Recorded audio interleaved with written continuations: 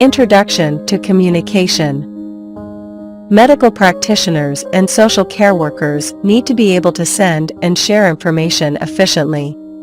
This helps to develop strong working relationships and ensures that important data is received accurately.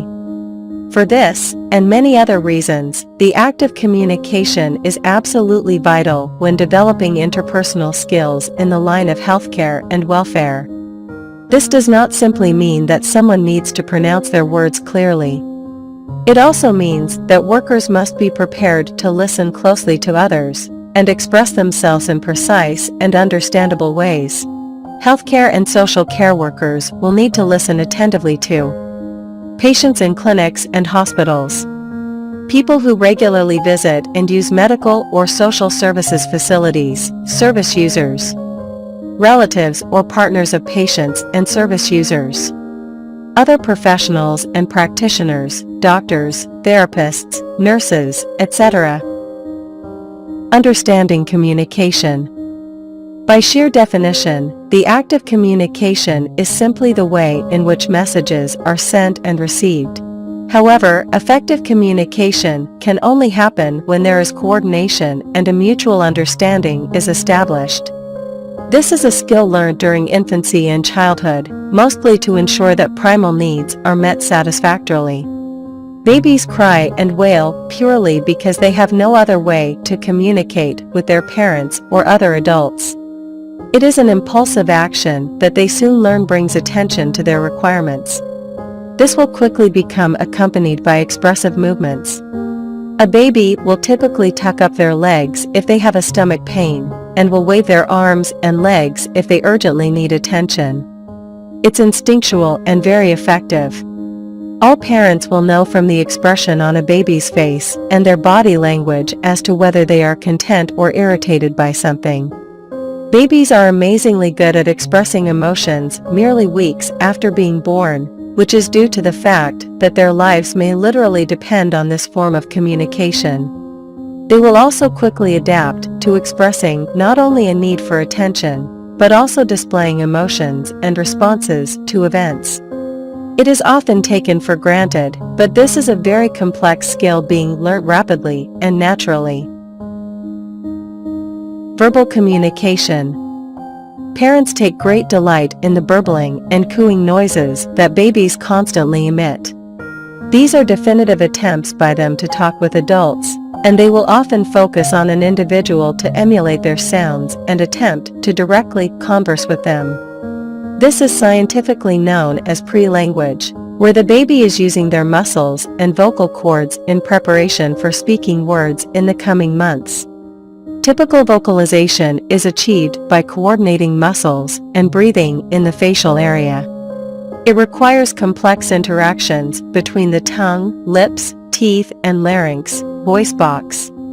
Our native language is recognized and learned around the age of 3, and it will steadily improve with more exposure and practice.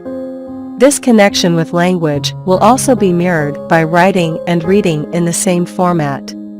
Speech can be affected by congenital physical conditions, cleft palates, etc., or the loss of coordination that can result from a stroke or traumatic accident.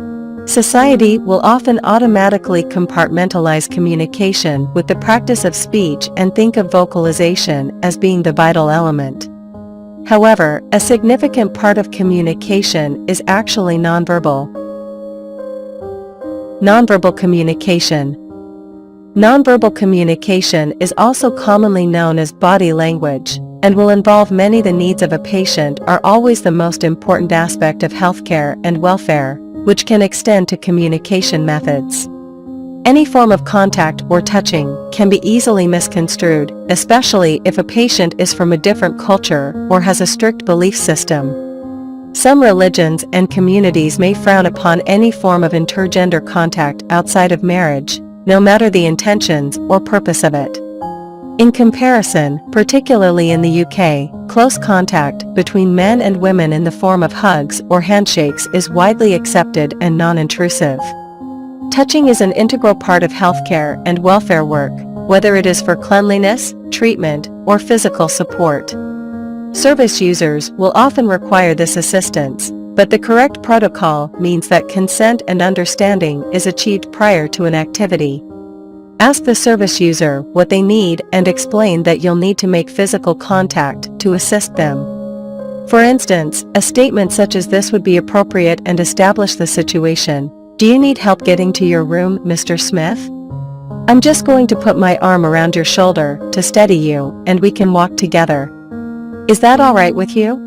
Some individuals are remarkably adept at reading or interpreting forms of body language and accurately tell the emotions or intentions of people merely by looking at their face or gestures. Those with exceptional skills in this area can even divine as to whether someone is speaking truthfully or attempting a deception of some kind. The human face will often change its expression without the owner even realizing it and contradict what is being said in a conversation. This can be picked up instinctively on many occasions.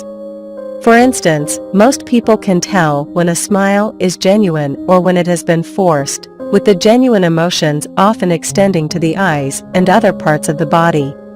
However, body language and emotional attitudes can also be misread.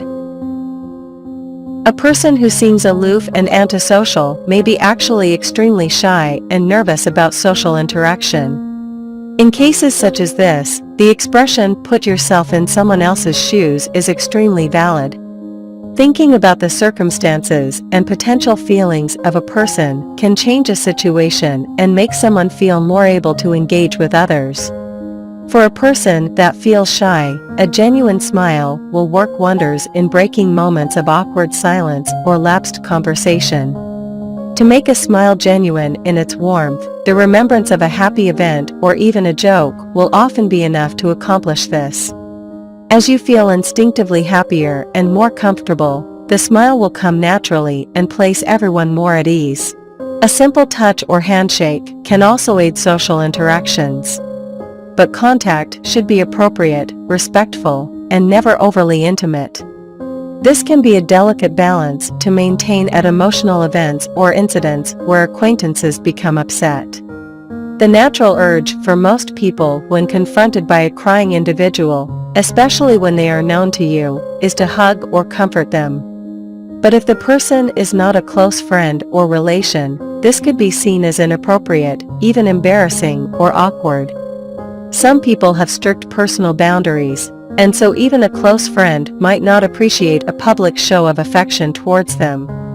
In many cases, a brief touch on the shoulder or hold of the hand is the most effective way of letting someone know that you are there to support them, whilst still allowing for their preferences of personal privacy. BSL and Macatan. British Sign Language, BSL, is the UK's recognised method for nonverbal communication.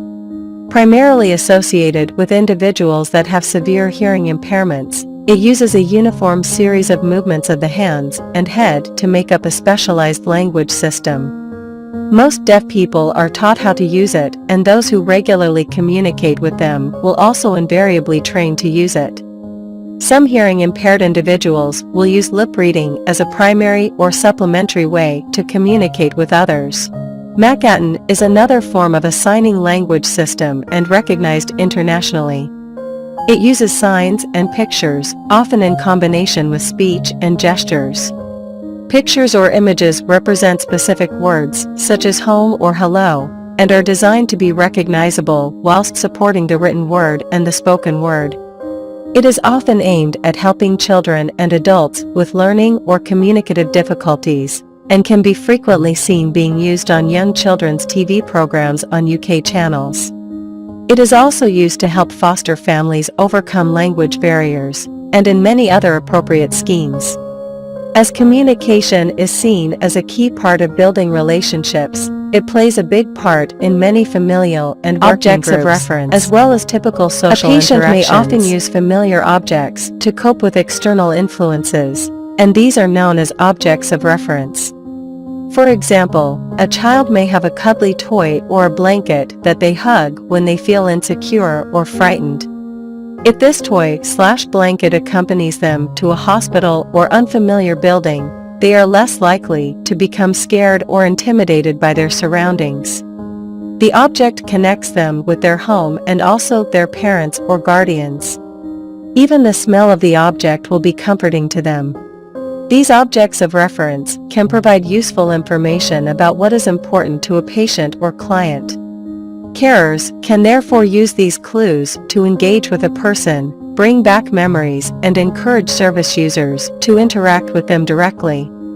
This engagement can lead to the service user reminiscing about a past experience or explaining details about their hobbies, and so on. Older people, especially those with dementia or other memory-affecting conditions, can be liable to remember childhood experiences whilst struggling to recall what happened the previous day. A random item like a sweet wrapper could be enough to spark a precious memory back into life and allow you to share and develop the experience. This is why objects of reference should be respected and noted for their importance. Objects of reference.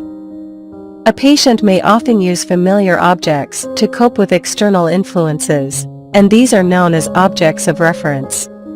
For example, a child may have a cuddly toy or a blanket that they hug when they feel insecure or frightened. If this toy/blanket accompanies them to a hospital or unfamiliar building, they are less likely to become scared or intimidated by their surroundings. The object connects them with their home and also their parents or guardians. Even the smell of the object will be comforting to them. Those of more advanced years are also likely to have comparable items. However, these are probably objects such as personal photographs, engraved items, or ornaments.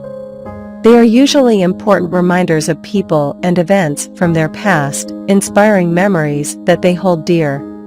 Carers and medical staff must ensure that they respect the emotional value of these items at all times. Elderly people will settle into new surroundings more rapidly if they have personal items around them. Those with strong religious beliefs will often be comforted by the presence of a Bible, Quran, or other types of religious text. This will be important to their cultural identity and proof of their faith. These objects of reference can provide useful information about what is important to a patient or client.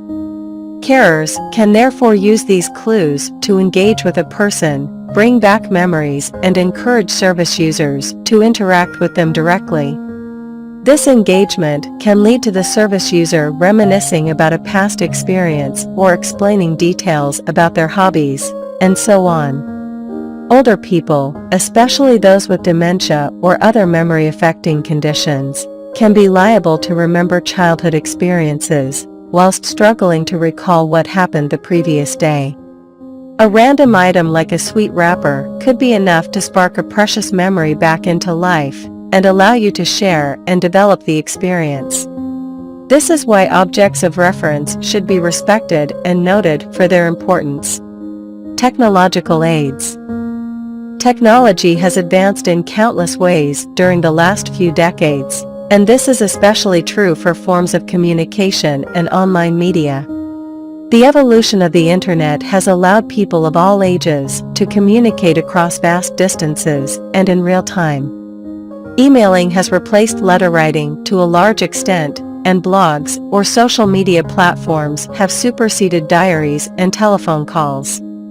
Mobile communications and smartphones enable text messages and video content to be sent immediately. All of these IT platforms have greatly enriched the lives of people with communication difficulties, especially those that have been affected by age-related issues, physical deterioration, or medical conditions. Individuals with hearing impairments can use email and text messages, whereas those with sight issues can turn speech into written text automatically.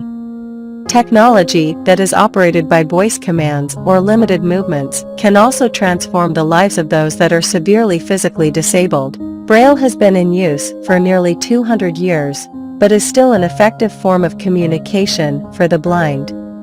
The rise in popularity of audiobooks and podcasts has also allowed those with vision problems to absorb new forms of literature.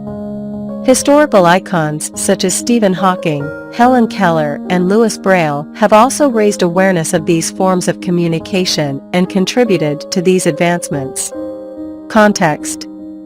The term context refers to the circumstance and background of a communication thread, and the objective of the interaction. Interactions may need to be adapted to the situation to make sure that intentions are understood and that there are no misunderstandings. Effective communication depends on certain elements. Conversations which take place on a face-to-face basis and in the same room will need different considerations to those taking place over a telephone or on a computer screen. Age, health, and other factors will also affect the ways in which people are engaged. To illustrate this, imagine the words and gestures that you would use with a group of friends in a restaurant, and compare it to how you would speak with an elderly relative in their living room. Cultural context and personal beliefs will also figure into communication techniques on many occasions. Being aware of cultural differences and allowing for them can make all the difference when communicating with some people. For instance, Japanese etiquette at the dining table dictates that a little food being left on a plate after a meal is considered a sign of being well fed by the host and expressing gratitude. The same behavior in the UK tends to indicate that the diner did not like the food and was therefore unable to finish the meal. Two completely different messages afforded by exactly the same action. This is why carers should endeavor to be sensitive to cultural differences, or at least talk to the service user about the appropriate behavior if there are misunderstandings. Thank you. See you in the